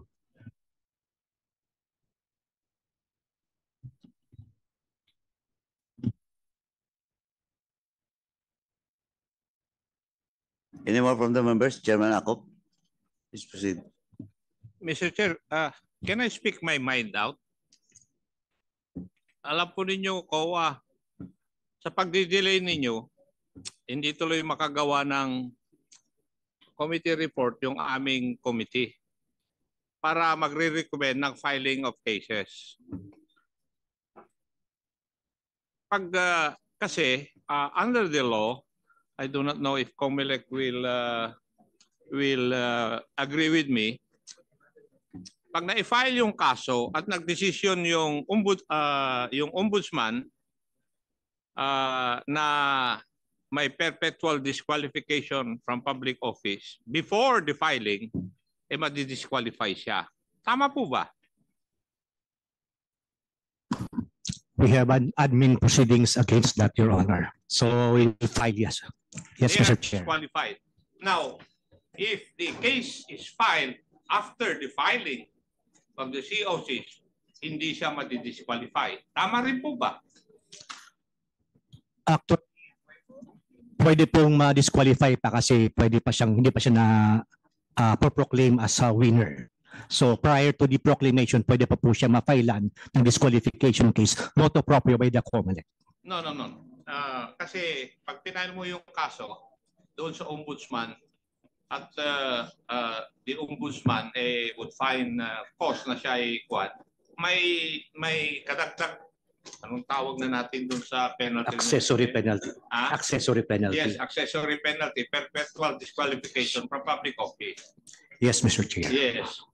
If the ombudsman would have decided on the case before the filing of the certificate of candidacy, disqualified na siya. Yes, Mr. Chair. Yes. But if the COC has been filed after the filing of the case, hindi na siya madi-disqualify. Pwede siyang tumakbo. Hindi po ba ganun? Pwede pong tumakbo. Yes. Yes, Mr. Chair. So ganun lang kwan nangyayari.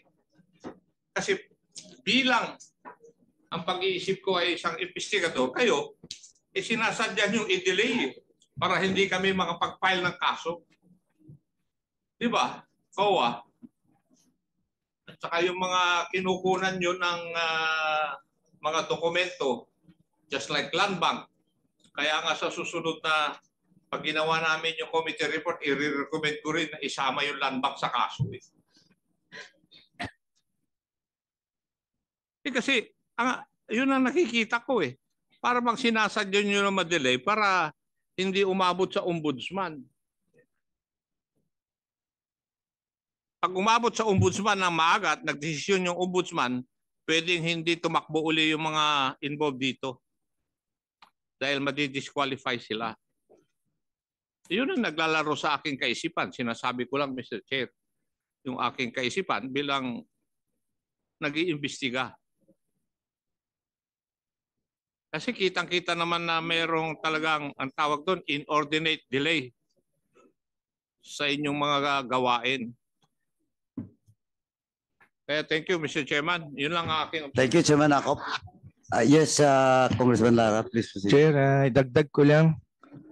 Lalo na nung mga nakaraang pagdinig dito, COA, di ba yung mga unang mga pagdinig, binabanggit ni Governor Mamba, noong mga panahon na yon, ito sigurado ako, kabisado na ni Director Olano to, yung video ni Mamba na lahat nababayaran, sabi niya. Baka pati kayo, yun ang iniisip niya na ganun, yun ang lumalabas nito. No? Kasi sa delay ng mga ganyan, at sinasabi niya lahat nababayaran.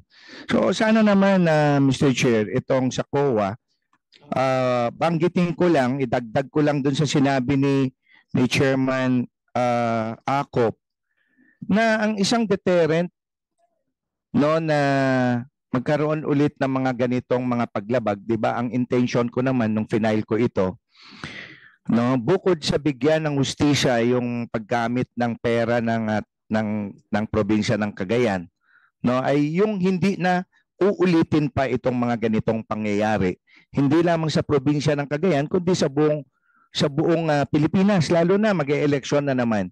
So one of the deterrent na pwedeng hindi maulit ito ay kung may masampahang kaso.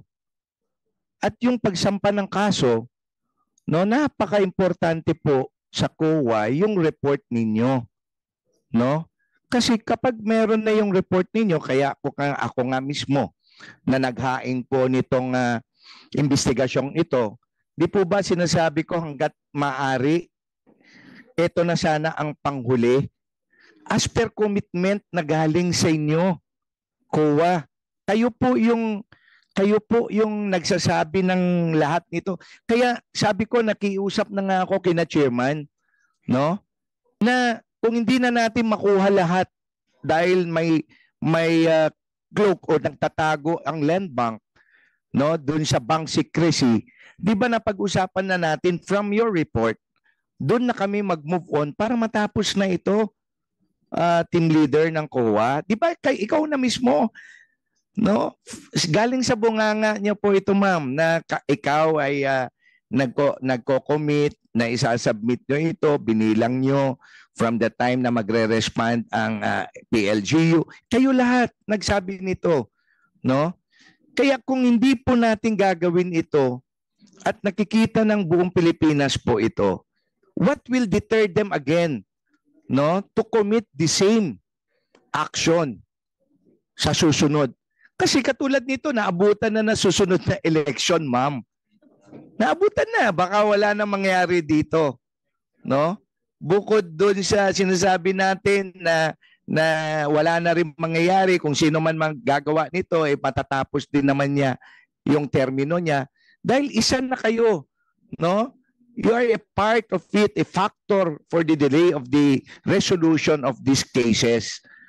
No, napaka-importante, COA, kaya sinasabi ko kanina kay Chairman, if I'll just put on record, Mr. Chair, na yung cause of delay, no, ay as your promise to deliver yung report, no, ng Bombo fraud report. Sabi niyo noon, very confident kayo magsabi, wala nang problema sa Bombo report kasi lahat, kung maalala niyo yung Mr. Chair, sila nagsabi, you are very confident to utter those words of commitment, no, na August 20 ibibigay nyo kasi tapos na yung Bombo fraud report at naisubmit na, naisumiti na lahat. So kayo na ngayon ang nagbibigay ulit ng rason na kayo po ang nag-commit ng mga dates na sinasabi ninyo. So again, Mr. Chair, no, just on record, no, itong non-compliance ng COA sa grid submission to the fraud audit reports is committed, causing undue delay. And surely I echo yung sentiment ni Chairman Acop. It is a disrespect to the committee, Mr. Chair. Thank you. Chairman Kit, do you have something else to say? Please proceed. No more, Mr. Chair. Chairman Acop? Wala na, okay. May parting words na lang po. Tapos suspend na natin tong hearing na to. Anyway, COA, kayo pangiting-iting kayo dyan. Pero alam nyo, kung walang kaso mai-file dahil delayed kayo before filing of candidacy, lahat kayo, i-recommend ko mag-file kami ng kaso against you. And that includes Land Bank. Magsusubukan tayo dito. And on the next hearing, since we don't need the presence of the provincial government employees. May mga questions ako, Mr. Chair. No? Kung pwede ko na bang i-question please na proceed. lang? Kung ano? Please proceed. Para kung sakali na i-excuse na natin sila for kung wala na rin. Gusto ko lang, Mr. Chair, i-direct lang ito kay former administrator, provincial administrator, kay PA Darwin Sacramed. Yung mga issuance mo ng travel authority or order dun sa mga nag-distribute na binuo ng provincial government na task force, anong ground, on what basis ka nag-issue ng travel order? The issuance of travel authority, Your Honor, emanates from the department concerned. So I cannot act on any travel authority without the request of the department concerned. Okay, Mr. Chair, on that note, just to give you information, no, merong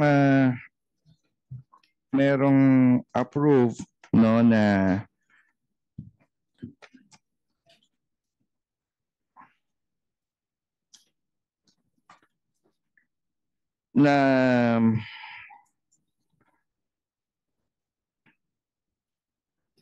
memorandum, no, signed by yung si Attorney Maria Rosario Mamba, then Chief of Staff of Governor Mamba, as authorized by Governor Mamba, no, na ito yung sa Oplan KKK, no? Naisumiti na ito nung previous mga mga pagdinig, Mr. Sacrament, no? Binabanggit ko lang ito kasi wala ka ng mga ibang pagdinig, no? Kaya ako lang tinatanong ito kasi nag-issue ka ng mga travel order, no? So maliwanag na ang basis mo is the authority, no, from the governor, tama? Meron kang basis. Hindi ka naman mag-i-issue ng basis kung wala naman ng travel authority kung wala 'yon, tama ba ako doon? Yes, Your Honor. Okay. So doon kasi binanggit na ni Perlita Mabasa na nagbuo sila ng Oplan KKK team, no, comprising about 5 to 10 personnel, no, per team ito, at ang total nito is 250, no, na binanggit na niya ito, former PA, no. Pinapaulit ko lang sa iyo, no, kung alam mo ito. I have no direct knowledge on the composition, Your Honor, because it did not come from your office. Okay, pero yung mga travel authority, ikaw na nag-issue. Kasi may mga nailagay dito naisubmit naman na dito. Yes, Your Honor. Okay.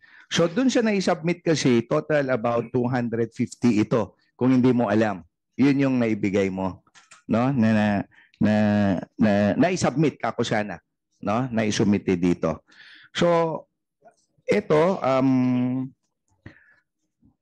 yung tanong ko na lang na isa dito, Mr. Chair, nung huli kasi sinabi ni Perlita Mabasa, binuo nila ito para mapabilis ang distribution, no, nung tig-1,000 sa bawat botante. So alam ko hindi ikaw ang nagsabi nito, pero hindi mo ba alam na ang naging role ng mga ito ay nag-distribute all over Cagayan ng tig-1,000?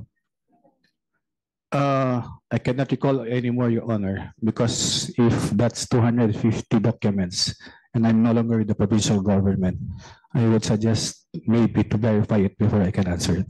Hindi. Ang tanong ko hindi yung sa dokumento. Nung panahon na kasi ikaw pa rin ang PA nung panahon na ito, Mr. Sacrament, no, ng panahon na nag-distribute ito, kasagsagan ng kampanya, no, nag-distribute sila dito.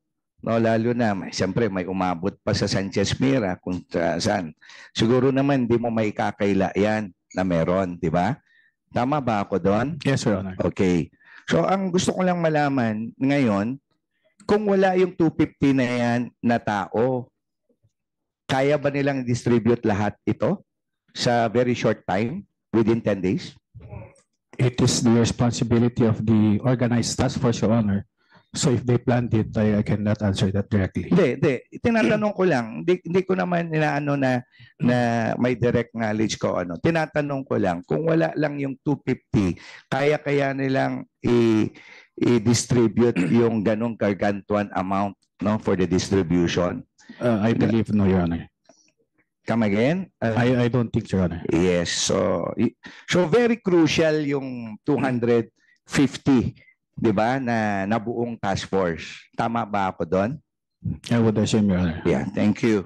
So anyway, Mr. Chair, no, ito na-submit naman na lahat yung pangalan ng mga 250 na mga nag-distribute dito forming part of the task force, no, na ito tapos naman na validate naman na ito at na-submit na ni Ms. Perlita Mabasa noong August 2 pa ang mga kopya ng Memorandum of Travel Order kasi nito.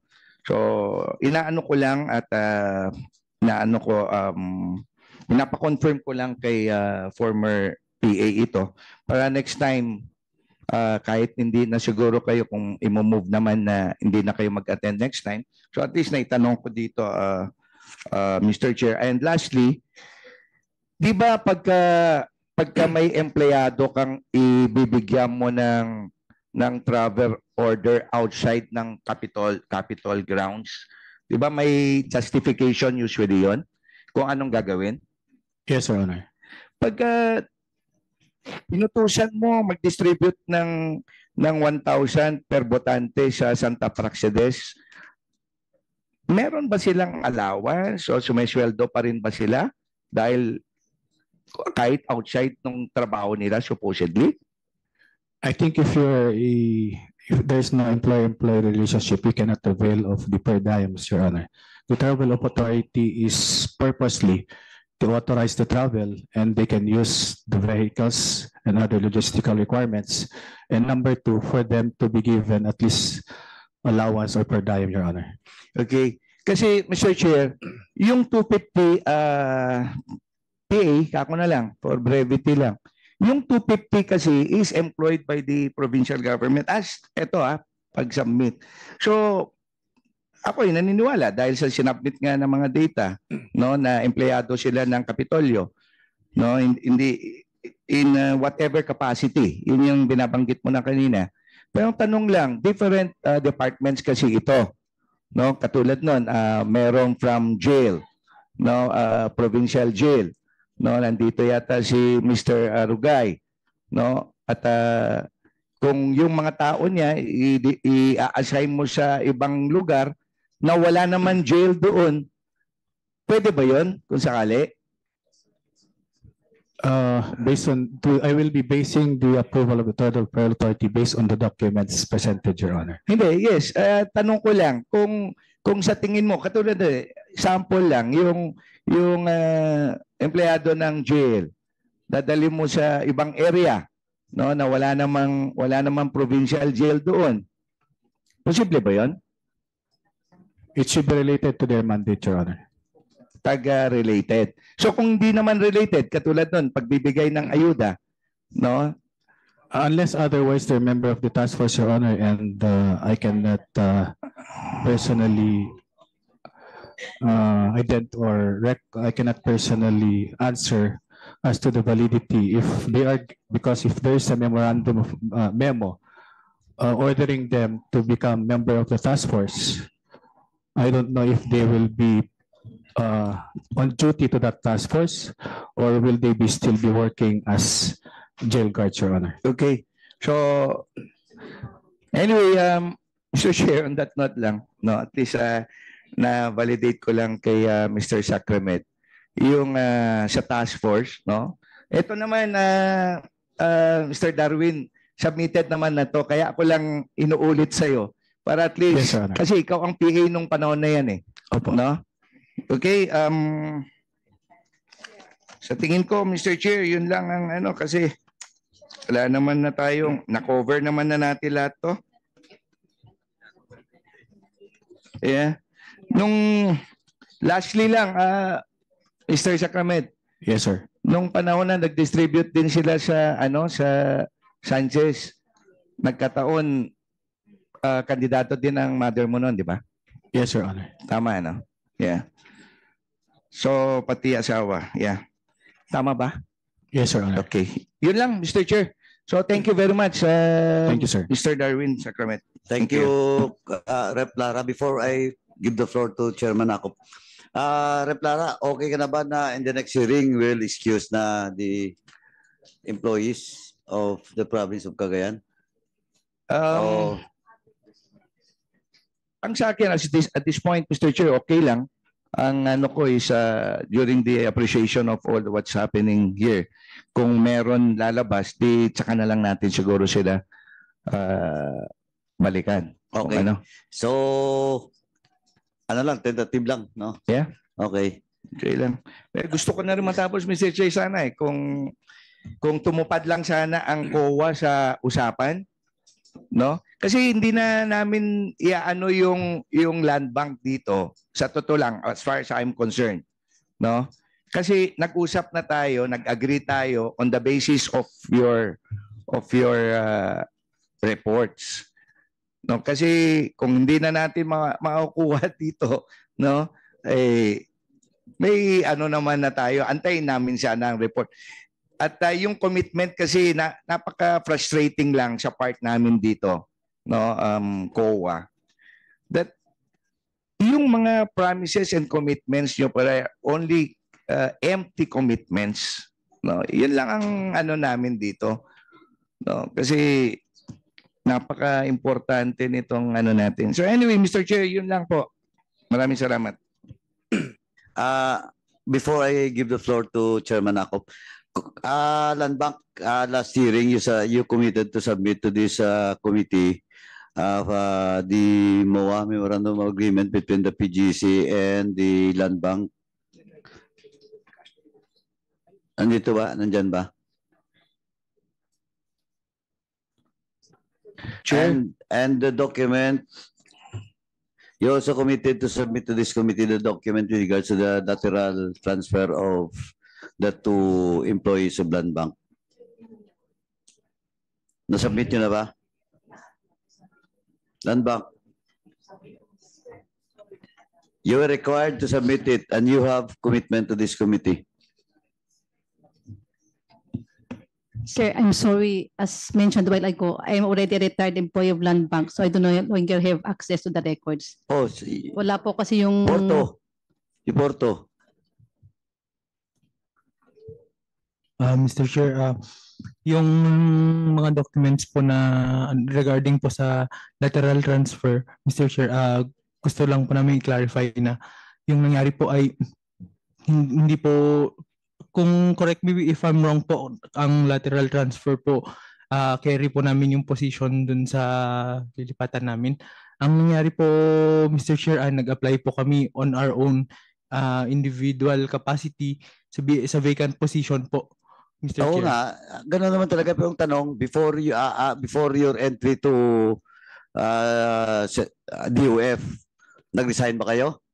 Meron po kaming letter of intent to transfer. Oo, mayroon kang letter of intent to transfer. O di, yun pa rin yun. Yes, po, Dapat Mr. submit Chair. nyo dito. May copy po kami, Mr. Chair. Oh, you were May required last hearing na mag-submit kayo. Ba't hindi nyo sinabit? Mr. Chair, naghihintay po kami ng ng request, at least sa Request from email Request from home. kung kanino po namin isasubmit yung documents. Eh, Mr. malinaw nung nakaraan na nag-commit kayo, i-submit nyo dito sa COMSEC. Opo. Wala nga naman i-submit nyo sa... Opo. Pero nagdala po kami ng copies, Mr. Chair. O, di submit nyo na. Opo. Ano ba yan? Certified true copy? Yung copy po ng from land, yung sinabit po namin Land Bank, duly signed po. Pinint ko po siya, sinend po sa akin through email yung copy, file copy ni Land Bank. I-submit mo na lang. Ko po. Yes, Okay. po, Mr. Chair. Yes. Dagdag ko lang, Mr. Chair, yung agreement na binanggit natin last hearing sa Land Bank, yung pick-up deposit agreement, meron na? Oo, kasi Wala nga eh. Ay, meron din ba kayong Sabit lang. Oh, kasi yung ibang, if it is within, ito na tanong ko sa Land Bank, pagka nag-withdraw ba in the name of a particular payee, no? Katulad ko sana, kung sakali, so example ko ng sarili ko, I'm a employee of a provincial government. Nag-cash-advance ako sa inyo, may binigay na cash-advance sa akin, 15 million. Payee ako. Papadeliver ko sa Kapitolyo, pwede ba yon? Mr. Chair, Your Honor, as a guideline, we only entertain requests of our clients. Yes. So, Katulad nga ang nito. payee kasi, there are payees who are not clients of the bank.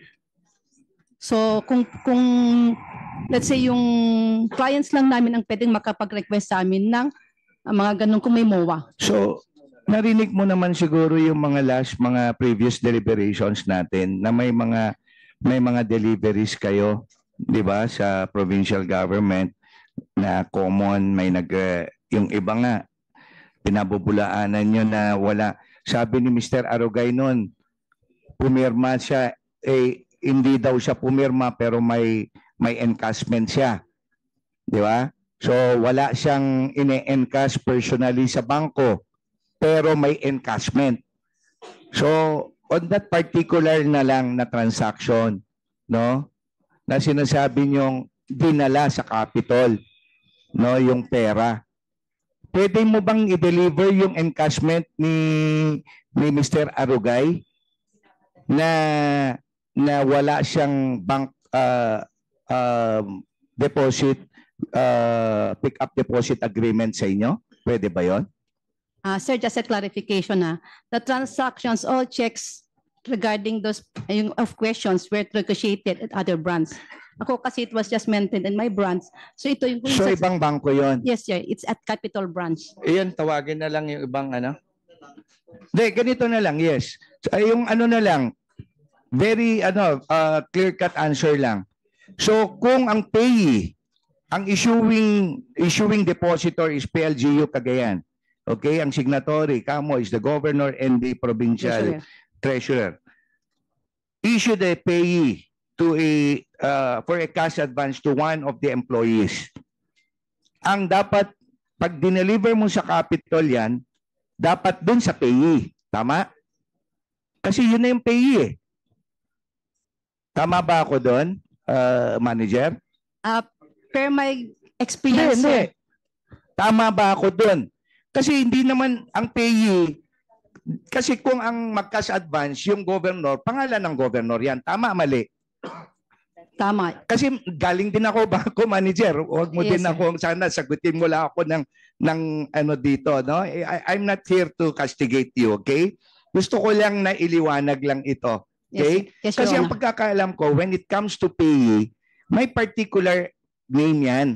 Okay? Pag payee is Juan de la Cruz, kahit sinong Poncio Pilato yan, ang signatory, kung hindi naman siya yung nakapangalan at yung signatory ay may deposit, pick-up deposit o withdrawal agreement sa inyo, yun lang yun. Limited doon. Tama ba ako doon? Yes, Your Honor. Okay. Kapag nabigay mo yung payee, nailagay mo yung pangalan ng payee, dapat yung payee mismo may deposit withdrawal agreement for pick-up sa inyo. Tama? Yes, Your Honor. Okay. So, yun lang, Mr. Chair. Thank you very much, Manager. No? Thank you, ma'am. Chairman Akop, do you have something to? Please proceed. This will not be the last hearing, Mr. Chair. Thank you. May I ask ASEC Benitez?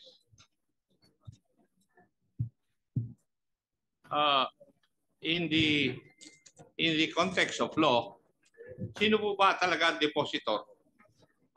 Yung sa pondo ng mga LGU? It is the LGU. In the case of the province of Cagayan, it is the province. It is the province and depositor. Yes, Mr. Chair. Now, who would be authorized to represent the province?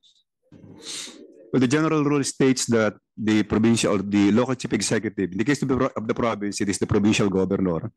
Now, who should represent the province and sign and transact on behalf of the LGU with prior imprimatur or authorization from the Sanggunian, Your Honor. And it is because of the authority given by the Sangguniang Palalawigan. Yes, you're correct, Okay. Your Honor. Because the law says that the person who can waive yung kanyang secrecy sa bank deposit niya is the depositor. That is why I asked you to define ano ang depositor. Well, it is understood in its literal and ordinary sense, Mr. Chair, as what you have articulated earlier, na the depositor should be the provincial government of Cagayan or the LGU itself, Your Honor. Thank you. Comelec, meron po bang law, circular, or whatever na nagbabawal sa isang LGU na mag-contract ng loan during or before, during an election? Wala po, Your Honor. Wala. Wala po. So any local government unit can contract a loan even before, for example, the election is in May, the local government unit can contract a loan on the last week of February. Yes, wala po ganun. Wala. Wala po, Mr. Chair. Thank you, Comelec. Now, COA, your authority comes from the provision of the Constitution, di po ba? Yes, Your Honor. Yes. Under Article 9-D, Section 2, Paragraph 2. Tama? Yes, Your Honor. Now, I would like to emphasize yung authority nyo. This would include measures for the prevention and disallowance of irregular, unnecessary, excessive, extravagant, or unconscionable expenditures or uses of government funds and properties. Paano nyo matutupad itong jurisdiction nyo na ito na binigay ng ating saligang batas kung ganyan kayo kabagal mag-conduct ng mga investigasyon. Instead of preventing it, you're abetting it. What do you say? Yes, Your Honor, we are aware that we we have caused delay, Your Honor, but we will strive our best, Your Honor, to submit the reports. Now, since you have admitted that you have not satisfied the guidelines that you have given us, now may I know what is your revised timelines?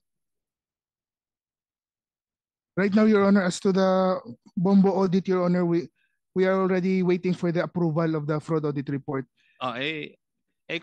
Kung forever yung pag-antay ninyo, paano po? Kaya ko po tinatanong, what is your timeline? Your Honor, we will be depending on the reviewing authority, Your Honor, within our institution. So Your in other Honor. words, if the reviewing authority will approve it by December, doon pa lang? Ganun po ba yun ang ibig nyo sabihin? Your Honor, they are also aware of the situation, Your Honor. So it will be released, Your Honor, as soon as possible. Ano? The fraud audit report will be released as soon as possible, Your Honor. And automatically, we will submit it to the Ombudsman, Your Honor. Yeah, kasi meron tayong timeline na una na hindi nga nasunod yung timeline na dati. Na I'm asking, meron ba tayong panibagong timeline para mag-submit po kayo?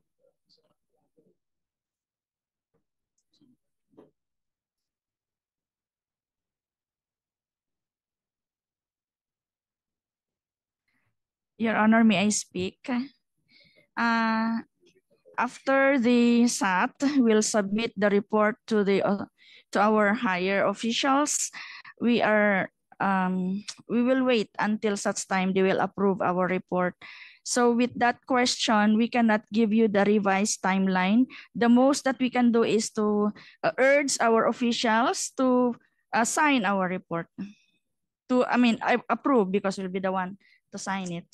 Opo. Pero nung una, nagbigay kayo ng timelines eh. Yeah, I am Hindi sorry. Hindi nyo kami binigyan ng rason na ganyan?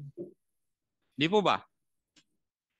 That was already behind my mind. I missed that activities that still to be accomplished.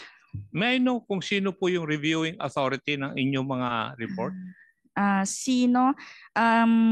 In our case, Fraud Audit Office, it is Director for Estela Mercado. She would be the one to review. Yes, Your Honor. And approve? Yes, Your Honor. Yes.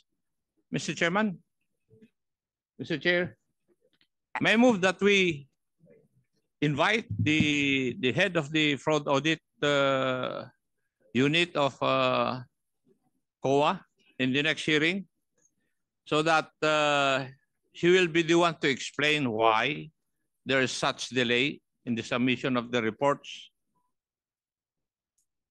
So move, Mr. Chair. There is a motion to invite the head of fraud audit team in the COA Central. Director Estela Mercado. Stella Mercado. Director Yes, Your Stella Honor. Mercado. Duly seconded. Hearing no objection, the chair is none. The motion is carried. COMSEC is directed to invite Director Stella Mercado in the next hearing. Please proceed, Chairman Akop. So would it be correct on my part na isipin na pag hindi nyo natapos at na-submit tong report na ito, there will be no report to be endorsed to the Ombudsman or the DOJ? Would that be correct? For the filing of the appropriate cases? Yes, Your Honor, but in my stint with the Fraud Audit Office, that case never happened. Anong ibig niyo pong sabihin that Our this thing- fraud audit reports are forwarded to the Office of the Ombudsman. Yeah, pero alam namin na dapat i-forward ninyo. Pero pag hindi nyo natapos yung report ninyo at dinelay ninyo, walang may forward na report sa ombudsman or sa DOJ for the appropriate filing of case for the filing of appropriate cases. That will never happen, Your Honor. Huh? That will not happen, Your Honor. Pwede ngang, I will agree with you, ma'am, na it will not happen. Pero when will it happen? Yun po yung katanungan. Kanina po yun eh. Kanina pa yun ang dinidiscuss natin eh. Di ba? Kasi nasa kamay ninyo kung bibilisan nyo o kuwan eh. I-delay ninyo eh. Nasa kamay po ninyo. Hindi po ba? We are adopting the sense of urgency also with this audit. Ay, sagutin nyo muna yung tanong ko, ma'am. Hindi po ba tama yung aking kaisipan? Yes, Your Honor, yes. Yes. Nasa inyo ang control kung madidelay o mapapabilis. But our heads also imposes direct order for us to finish this activity. 1 year? Ang orders kanila? Kasi yeah, yung fraud audit for the provincial government, 1 taon na po eh. Anyway, pag hindi nyo rin natapos ang report niyo, wala rin po kayong, hindi rin po makakarating itong problemang ito sa Civil Service Commission. Would that be correct also? That is correct, but I think that projection will not happen, Your Honor. It will not happen. It is happening, Madam. Opo, sa dami ng hearing namin dito, palaging COA ang may delay palagi ang report ng COA. Hindi lang po ako membro ng committee na ito. Marami pa akong committee na membro ako, nakikita ko yon. Yes, but at this moment, Your Honor, the timeline is not within our power to say. That is why... Oo nga, ngayon nyo lang ina-admit na hindi nyo kontrolado. Pero nung una, nagbibigay kayo ng timelines dito sa amin. Now, what was the basis of you giving us timelines? Tapos ngayon, sasabihin ninyo, hindi nyo kontrolado. Bakit kayo nagbibigay pa ng timeline nung una? Recalling the situation that time, Your Honor, I was a bit confused and pressured to give the timeline. Wala na pong argumento pag ganun, Mr. Chair. Marami pong salamat. Thank you. But I am sorry for this disheartened views of your Honorable. Please, in behalf of the Commission on Audit, we will try our best, which in such a manner you always say your best may not be enough as our best, but in our case, we will promise again. Pasensya din po just in case na mag-file kami ng kaso. Pag walang kaso ang PGC dahil sa inyo, kayong may kaso dun sa committee report namin. Pasensyahan din po tayo, including Land Bank. Any more from the members?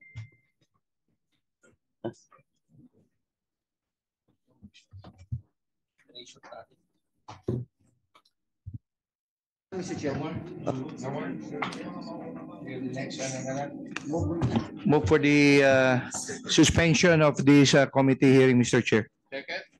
There's a motion to suspend this hearing. Duly seconded. In objection, the chair says none. The motion is carried.